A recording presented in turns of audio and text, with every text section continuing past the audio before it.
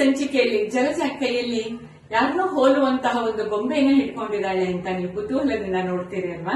ನೋಡಿ, ನಿಮಗೆ ಯಾರು ಜ್ಞಾಪಕಕ್ಕೆ ಬರ್ತಾರೆ ಹೇಳಿ? ನಮ್ಮ ಕನ್ನಡವನ್ನು ಸ್ಪಷ್ಟವಾಗಿ ಮಾತನಾಡುವಂತಹ ಕನ್ನಡ ಧ್ವನಿಯ ಒಡತಿಯಾದಂತಹ ಅಪರ್ಣಾ ಅವರು. ಅಪರ್ಣಾ ಅವರ ಈ ಗೊಂಬೆಯನ್ನ ಮಾಡಿದ್ದು ನಮ್ಮ ಸಂಚಿಕೆಯಲ್ಲಿ ಈಗಾಗಲೇ ದಸರಾ ಗೊಂಬೆಗಳು ಅನ್ನೋ ಒಂದು ಸಂಚಿಕೆಯಲ್ಲಿ ಪರಿಚಯವಾದಂತಹ ಶ್ರೇಷ್ಠ ಕಲಾವಿದರಾದಂತಹ ಪೃಥ್ವಿ ಮತ್ತು ಅವರ ಮಶೀಲ ಇವರಿಬ್ಬರ ಪರಿಶ್ರಮ.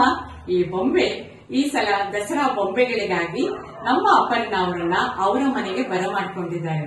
ಇಂತಹ ಅಪರ್ಣಾ ಅವರನ್ನ ಇವತ್ತು ನನ್ನ ಕೈಗೆ ಕೊಟ್ಟಿದ್ದಾರೆ. ನಾನೆಂತಹ ಅದೃಷ್ಟವಂತೆ ಅಲ್ವಾ? ಈ ಸ್ವತಃ ಅಪರ್ಣಾ ಅವರ ಪತಿ ವಸ್ತಾರಿ ಅವರು ಕೂಡ ದಸರಾ ಬೊಂಬೆಗಳ ಪ್ರದರ್ಶನದಲ್ಲಿ ಅವರ ಮನೆಗೆ ಭೇಟಿ ಕೊಟ್ಟು ಅಪರ್ಣಾ ಈ ಬೊಂಬೆಯನ್ನ ನೋಡಿ ಅಚ್ಚರಿ ಆನಂದವನ್ನ ವ್ಯಕ್ತಪಡಿಸಿದ್ದಾರೆ. ಇಂತಹ ಕಲಾವಿದೆ ಮತ್ತೊಮ್ಮೆ ಕನ್ನಡ ನಾಡಿನಲ್ಲಿ ಹುಟ್ಟಿ ಬರಲಿ ಅಂತ ಆಶಿಸ್ತೀನಿ.